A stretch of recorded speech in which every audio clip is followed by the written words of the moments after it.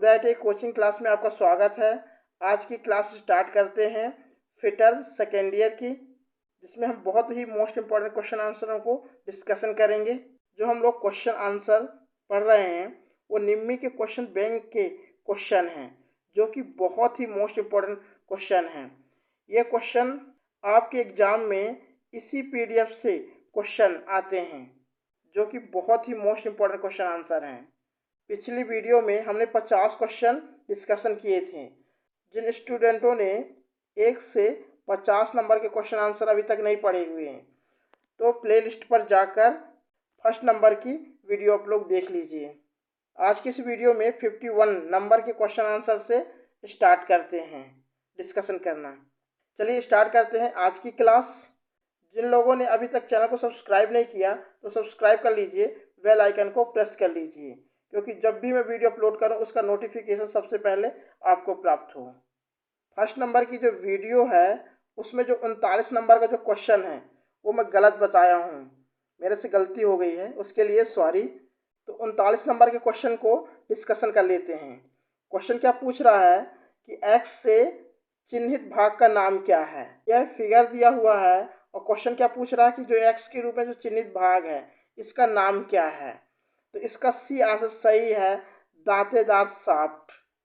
Question number 51, जिब headed की का उपयोग करने का क्या फायदा है। जिब हेडेड की का प्रयोग वहां किया जाता है जहां पार्ट्स को बार बार हटाना और लगाना पड़ता है। तो इसका बी आंसर सही है, आसानी से निकाला जा सकता है। क्वेश्चन नंबर 52, नुकीले कोनों को फिनिश करने के लिए किस फाइल का उपयोग किया जाता है। तो इसका सी आंसर सही है, बैरेट फाइल। क्वेश्चन नंबर 53, इस फाइल का नाम क्या है। तो ये जो फिगर में फाइल दी हुई है इसका नाम है टिक्कर फाइल। तो इसका ए आंसर सही है। क्वेश्चन नंबर 54, आकृति की पुष्टि करने हेतु वर्कपीस को जांचने के लिए किस उपकरण का उपयोग किया जाता है। क्वेश्चन क्या पूछ रहा है कि कोई जॉब है, उसकी आकृति सही है कि नहीं, उसको जांच करने के लिए हम किस उपकरण का उपयोग करते हैं। तो इसका सही आंसर है प्रोफाइल गेज का। क्वेश्चन नंबर 55, फिलर गेज का उद्देश्य क्या है। तो फिलर गेज का उपयोग किसी दो पार्ट्स के बीच के गैप को चेक करने के लिए किया जाता है कि दो पार्ट्स के बीच में क्लियरेंस कितना है। तो इसका डी आंसर सही है, मिलने वाले भागों के बीच की गैप की जांच करना। क्वेश्चन नंबर 56, इस गेज का नाम क्या है। तो ये जो फिगर में गेज दिया हुआ है इसका नाम स्टैंडर्ड वायर गेज है। इस गेज का उपयोग तारों का व्यास मापने के लिए और शीट की मोटाई मापने के लिए किया जाता है। इसका डी आंसर सही है, standard wire gauge. Question number 57, बाहरी व्यास की जांच करने के लिए किस गेज का उपयोग किया जाता है। तो इसका बी आंसर सही है, plane ring gauge. Plane ring gauge का उपयोग बेलनाकार शाफ्ट के बाहरी व्यास की जांच करने के लिए किया जाता है। तो इसका बी आंसर सही है। क्वेश्चन नंबर 58, आकार के निर्माण के लिए स्लिप गेजेस को एक साथ जोड़ने की प्रक्रिया को क्या कहते हैं। आकार के निर्माण के लिए स्लिप गेज को एक साथ जोड़ने की प्रक्रिया को रिंगिंग कहते हैं। इसका डी आंसर सही है, रिंगिंग। साइन बार बनाने के लिए किस मटेरियल का उपयोग किया जाता है। तो इसका डी आंसर सही है, स्थिर क्रोमियम स्टील का। क्वेश्चन नंबर 60, साइन बार की लंबाई कैसे निर्दिष्ट की जाती है। तो इसका सी आंसर सही है, रोलर्स के केंद्र बिंदु के बीच की दूरी। तो इसका सी आंसर सही है। क्वेश्चन नंबर 61, साइन बार के साथ जांच करते समय कौन सा त्रिभुज का कर्ण बनता है। तो इसका सी आंसर सही है, साइन बार की लंबाई। क्वेश्चन नंबर 62, लैपिंग ऑपरेशन में अपघर्षण कंपाउंड्स के अत्यधिक उपयोग का क्या प्रभाव है। तो इसका ए आंसर सही है, अशुद्धियों का विकास होना। क्वेश्चन क्या पूछ रहा है, यदि वर्कपीस की तुलना में लैप कठोर है तो क्या होता है।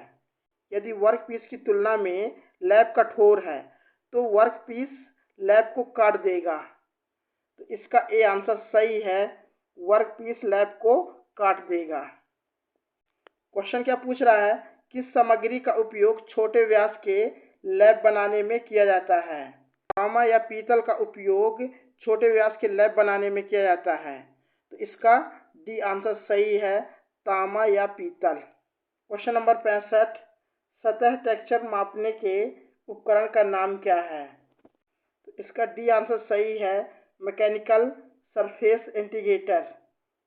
क्वेश्चन नंबर 66, ऑनरिंग ऑपरेशन में बड़ी मात्रा के लिए मैनुअल स्ट्रोकिंग क्यों पसंद की जाती है? तो होनिंग ऑपरेशन में कम टॉलरेंस के लिए बड़ी मात्रा के लिए मैनुअल स्ट्रोकिंग की जाती है। तो इसका सी आंसर सही है, कम टॉलरेंस रखने के लिए। क्वेश्चन क्या पूछ रहा है कि हार्डनिंग करने का उद्देश्य क्या है? हार्डनिंग का उद्देश्य स्टील को कठोर करके घिसावट रोधी बनाना। हार्डनिंग करने से धातु की कार्य क्षमता और दक्षता में अधिक वृद्धि होती है। तो इसका सी आंसर सही है, काटने की क्षमता बढ़ाना।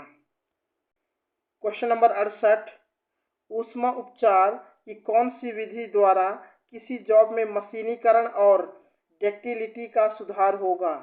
तो इसका ए आंसर सही है, एल्डिंग। क्वेश्चन नंबर 69, हीट ट्रीटमेंट प्रक्रिया में फ्लेम हार्डनिंग का नुकसान क्या है?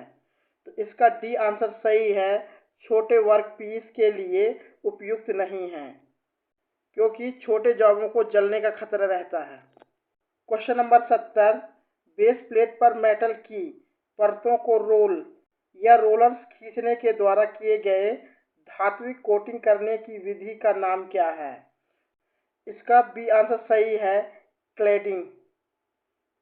क्वेश्चन नंबर 71, क्वेश्चन क्या पूछ रहा है कि यदि हब या पुल्ली को अक्षीय रूप से कुछ दूरी तक शाफ्ट पर स्लाइड करना है तो किस प्रकार की कुंजी का उपयोग किया जाता है? तो इसका ए आंसर सही है, फेदर की। क्वेश्चन नंबर 72, इस फाइल का नाम क्या है? तो जो फिगर में फाइल दी हुई है इसका नाम पूछ रहा है कि इस फाइल का नाम क्या है? तो इसका बी आंसर सही है, वर्डिंग फाइल। क्वेश्चन नंबर 73, कौन सा नट बोल्ट की सिरों की चूड़ियां को नुकसान होने से बचाता है? तो इसका ए आंसर सही है, cap nut. Question number 74, precision tool room अनुप्रयोगों के लिए किस ग्रेड के स्लिप गेज का उपयोग किया जाता है? तो इसका सी आंसर सही है, ग्रेड 1 का। Question number 75, slip gauge block बनाने के लिए किस मटेरियल का उपयोग किया जाता है? तो इसका आंसर क्या है? इसका सी आंसर सही है, उच्च ग्रेड स्टील का। क्वेश्चन नंबर 76, महीन अपघर्षक कणों का उपयोग किस ऑपरेशन में किया जाता है?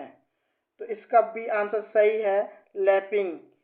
लैपिंग एक एक्यूरेसी फिनिशिंग प्रक्रिया है। क्वेश्चन नंबर 77, नॉर्मलाइजिंग करने का उद्देश्य क्या है? तो इसका डी आंसर सही है, स्ट्रेस और स्ट्रेन को दूर करना। क्वेश्चन नंबर 78, स्टील की किस संरचना में 0% कार्बन होता है? तो इसका ए आंसर सही है, फेराइट में। क्वेश्चन नंबर 69, सरफेस हार्डनिंग करने की विधि क्या है?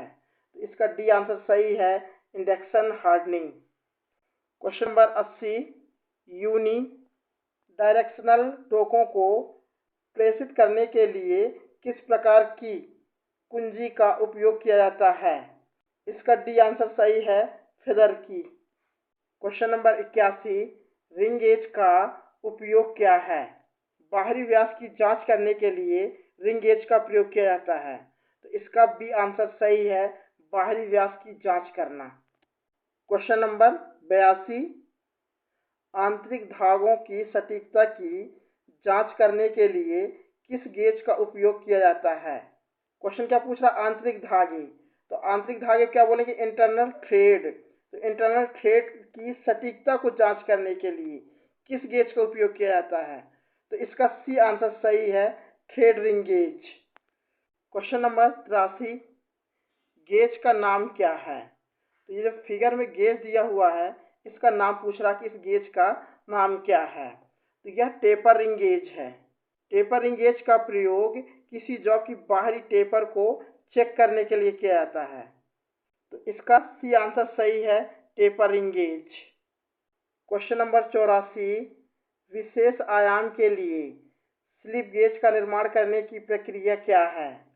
तो इसका डी आंसर सही है, छोटे स्लिप गेज से व्रिंगिंग शुरू करें। तो व्रिंगिंग नहीं होता, रिंगिंग होता है। तो रिंगिंग शुरू करें। यहाँ पास व्रिंगिंग गलत लिखा हुआ है, यहाँ पास होना चाहिए रिंगिंग शुरू करें। क्वेश्चन नंबर 85, कौन सी प्रक्रिया मिलने वाले घटकों के बीच फिट की गुणवत्ता में सुधार करती है? तो इसका डी आंसर सही है, लैपिंग। क्वेश्चन नंबर 86, यहाँ पास क्वेश्चन थोड़े से गलत दिया हुआ है। क्या हुआ है कि हार्डेड स्टील यानी कठोर स्टील और कास्ट आयरन में लैपिंग करने के लिए किस अपघर्षक का उपयोग किया जाता है? तो इसका ए आंसर सही है, सिलिकॉन कार्बाइड।